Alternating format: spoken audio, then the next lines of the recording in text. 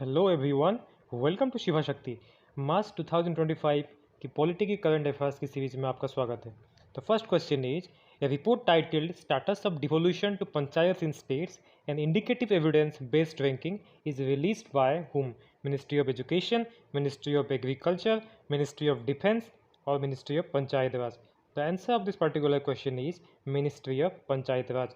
So, a report titled Status of Devolution to Panchayats in States and Indicative Evidence-Based Ranking is released by the Ministry of Panchayat Raj. So, let us look into the 73rd Constitution Amendment.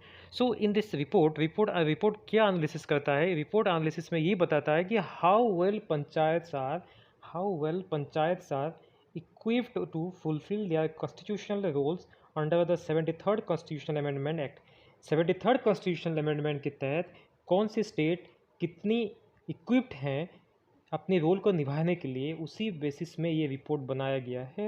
And it is prepared by Indian Institute of Public Administration New Delhi. And इसमें जो states top की है, top 3 states in this particular report are Karnataka, Kerala and Tamil Nadu. So the report titled Status of Devolution to Panchayats in the States is released by Ministry of Panchayat Raj. So यहाँ पे 73rd Constitutional Amendment Act के बारे में बोला गया है, तो let us go into this. तो 73rd Constitutional Amendment Act established a three-tier system of panchayats in India, recognizing Panchayati Raj institutions as the third tier of administration. So 73rd Constitutional Amendment Act established a three-tier system of panchayats in India and recognized Panchayati Raj institutions as the third tier of the administration. Adding part 9 of the Constitution, and इसमें articles कौन कौन से cover होते हैं, that is articles 243 to 243O, and 11th schedule में ये include किया गया है, that is the 73rd Constitutional Amendment Act. So the act provided for a three-tier system of panchayat raj at the village, intermediate and district level. Three-tier system कहाँ पर? Three-tier system of panchayats at the village, intermediate and district level. It mandated reservation of seats for scheduled caste and scheduled tribes, जैसे कि हर जगह में किया जाता है. And the state election commission has been established to conduct election to panchayats. अगर पंचायत को priority दी जा रही है, then इलेक्शन कैसे कंडक्ट होगा, that will be decided by the state election commission. And finance commission is appointed in every 5 years, and the act does not apply to Nagaland, Meghalaya and Mizoram as well as some certain other areas of our country. So this is aimed to strengthen the local government system in India. So let us go to the next question. Government will set up dash to reduce states' role in governance.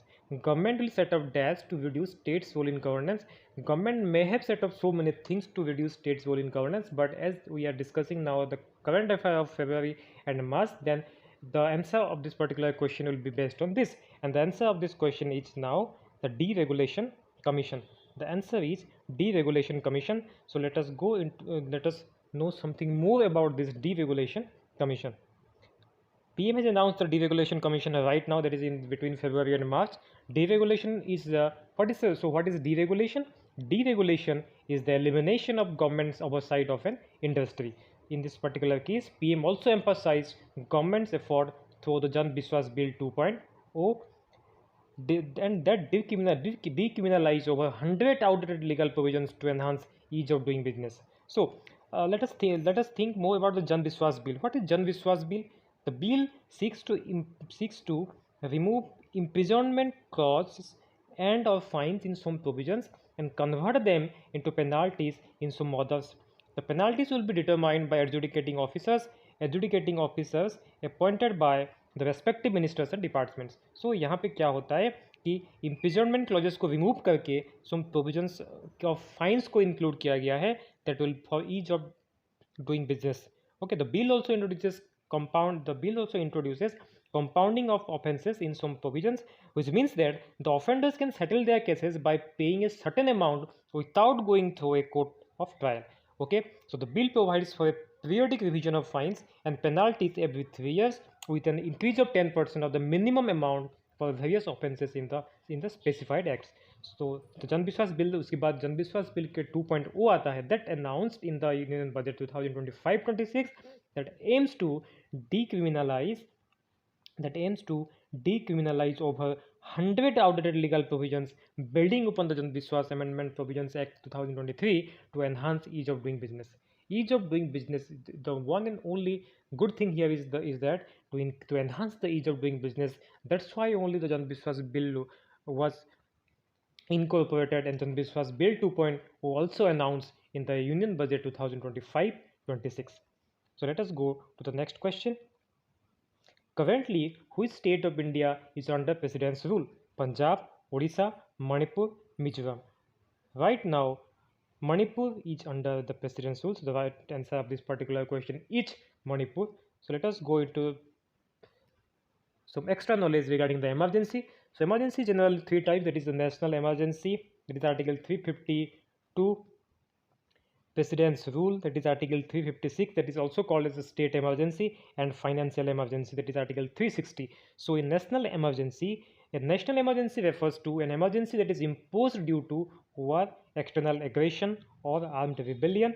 The expression proclamation of emergency is used in the constitution to denote this type of emergency. What is the expression?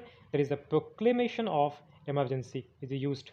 Okay, so national emergency in Article 352, it refers to an emergency that is imposed due to war, external aggression, or armed rebellion. The next is Article 356, and that is President's rule. Article 356. President's rules refers to any emergency that is imposed due to the failure of the constitutional machinery in the states. President's rule or state emergency is imposed due to the failure of the constitutional machinery in the states. This is also called as the President's rule or state emergency or constitutional emergency. So the next emergency is the financial emergency, that is in Article 360. So a financial emergency refers to an emergency that is imposed due to a threat to financial stability or credit of India. This is financial emergency in Article 360. So generally there are three types of emergency: the national emergency, President's rule, that is the state emergency, and financial emergency. National emergency in Article 352, state emergency or presidential rule in Article 356, and financial emergency in Article 360. So let us move to the next question. Who introduced DBIM to harmonize the government's digital presence? Who introduced DBIM, or which ministry introduced DBIM to harmonize the government's digital presence? Ministry of Electronics and Information Technology, MITI, Ministry of Agriculture, Ministry of Defense, Ministry of Panchayat Raj. So the right answer of this particular question is Ministry of Electronics and Information Technology. So let us go for some more extra information regarding this. So the answer is Ministry of Electronics and Information Technology. So to ensure that citizens from diverse backgrounds can easily access essential government services. Why DBIM is introduced? The one point can also be to ensure that citizens from diverse background can easily access essential government services. Essential government services हर कोई use कर सकता है, चाहे कोई भी background से आए, but हर कोई एसेंशियल इन्फॉर्मेशन गवर्नमेंट की यूज कर सकता है. That's why this initiative has been taken. Secondly, to enhance service delivery and ensure consistent messaging across ministries for smooth functioning of the official work. Third, focuses on simplifying and standardizing government websites. That's why this DBIM has been introduced, and also to harmonize the government's digital presence. So what is the DBIM? This is Digital Brand Identity Manual. This is nothing but the Digital Brand Identity Manual. So Ministry of Electronics and Information Technology has introduced DBIM to harmonize the government's digital presence, that is to ensure that citizens from diverse background can easily access essential government services, to enhance service delivery, and to ensure consistent messaging across the ministries for smooth functioning of the official work, and to focus on simplifying and standardizing government websites. And what is DBIM? That is Digital Brand Identity Manual. Thank you very much. Please do like and subscribe for more videos of current affairs. Thank you.